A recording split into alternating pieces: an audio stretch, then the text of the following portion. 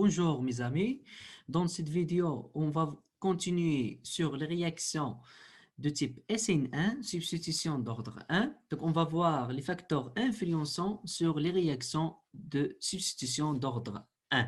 Donc on a trois facteurs. Donc dans le cas des réactions de type SN2, on a quatre facteurs. Pour SN1, on a trois facteurs puisque la nature du nucléophile ou bien le nucléophile n'influence pas sur les réactions de type SN1 parce que la vitesse est d'ordre 1.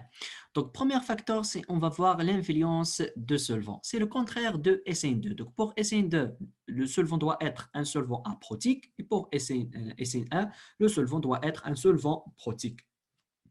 D'accord? Donc, on va considérer un substrat, c'est un halogénure d'alkyle tertiaire. Et pour les halogénures d'alkyle tertiaire, donc ça favoriser les réactions de type SN2, on va jouer sur le solvant. Donc, dans le premier cas, on va réagir le solvant, c'est-à-dire H2O, avec l'acétone. Donc H2O, c'est le nucléophile et l'acétone, c'est un solvant. D'accord? C'est un solvant aprotique. Il pose que c'est un solvant aprotique, c'est-à-dire va diminuer la réaction de type SN1 parce que les solvants aprotiques favorisent les réactions de type SN2. Donc la constante de la réaction est d'ordre 1, c'est-à-dire la réaction n'est pas quantitativement dans le sens 1. Si par exemple on va réagir H2O pur, c'est-à-dire seul, dans ce cas, c'est un solvant protique et c'est un nucléophile et c'est un solvant. Donc H2O, on va jouer le rôle du nucléophile et le rôle de solvant dans ce cas. Et c'est un solvant protique, donc la constante de la réaction est de l'ordre 10 à la puissance 5, c'est-à-dire est supérieure à 10 à la puissance 4, donc la réaction est quantitativement dans le sens 1.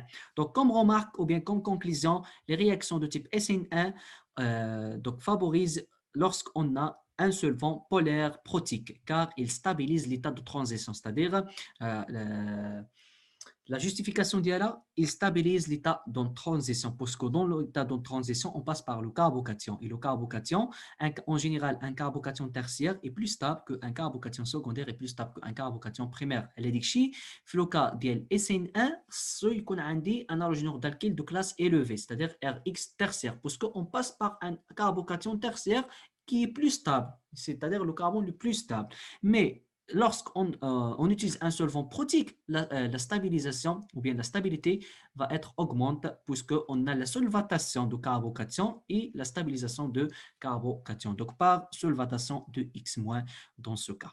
D'accord? Donc, pour SN1, on utilise des solvants protiques.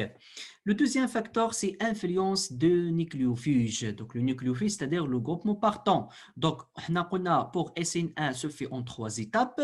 Donc, il y a une réaction plus rapide sur un nucléofuge, c'est-à-dire de taille élevée, pour que la liaison carbone-halogène se dissocie d'une manière plus rapide. Donc, la vitesse de la réaction augmente lorsqu'il y a un bon groupement partant, c'est-à-dire le groupement partant augmente la vitesse de la réaction de type SN1 lorsqu'on a un bon groupement partant.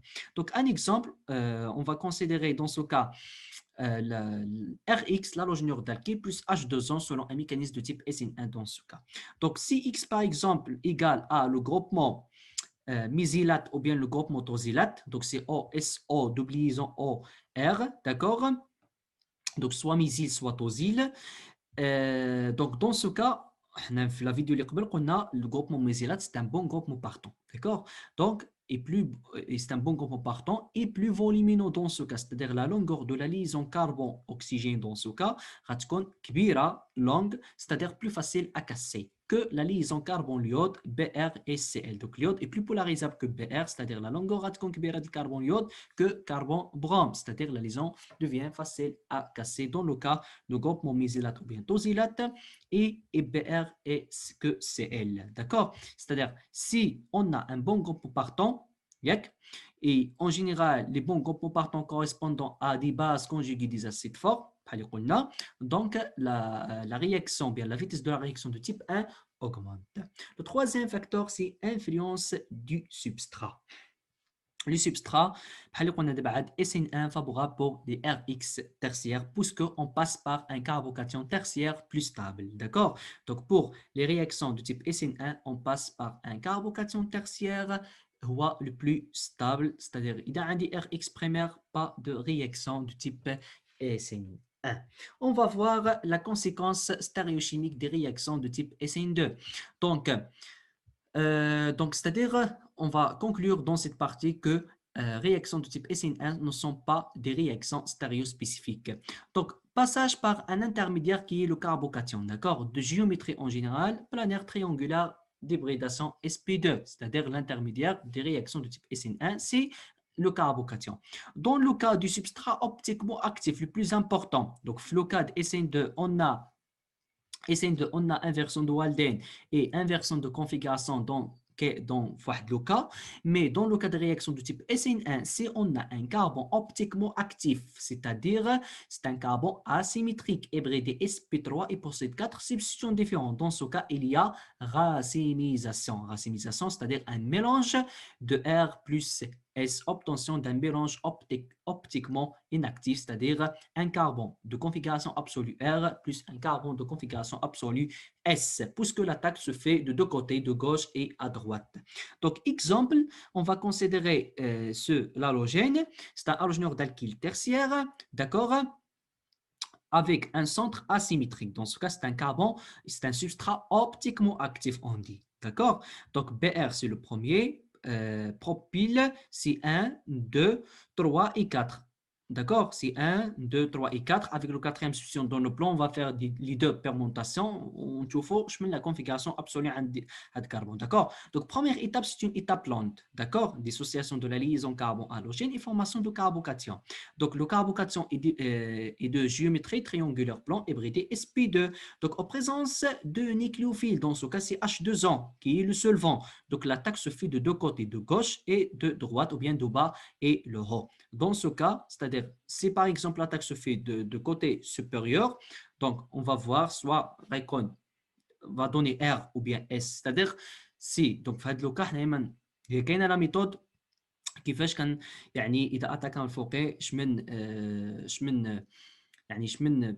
الكونفيغوراسيون اللي غيعطيني اتاكان من تحت شمن الكونفيغوراسيون غيعطيني ولكن سي باغ اكزومبل قسم ان كاربوكاسيون اوبتيكمون اون دي ان كاربوكاسيون بلان اي اكيرال دون سو كا obtention d'un mélange racimique, c'est-à-dire تعمل l'attaque ديالك ومن بعد غتبدل لي substitution اللي كاينين en avant en arrière pour avoir R plus S. D'accord? Dans ce cas, on obtient deux composés ou bien deux produits, واحد de configuration R et واحد de configuration S. D'accord? Donc, هذا qui dévie la lumière vers la droite, c'est-à-dire le sens positif, le sens des aiguilles du montre. D'accord?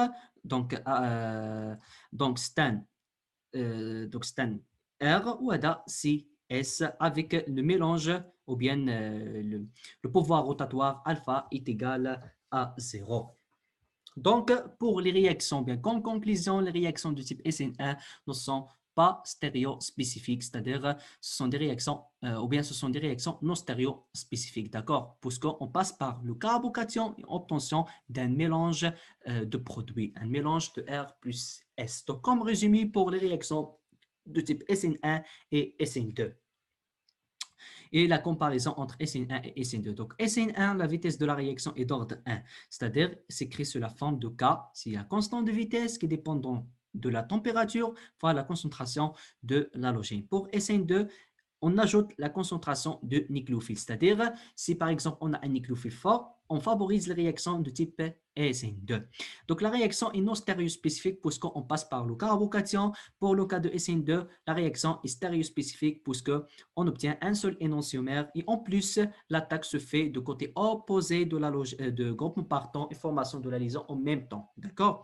Pour SN1, ce sont des réactions non concertées, c'est-à-dire s'effectuent en 3 étapes en général. Et pour SN1, ou bien SN1 non concerté, et pour SN2, les réactions sont concertées puisqu'on passe par un seul état intermédiaire entre l'état initial et l'état final.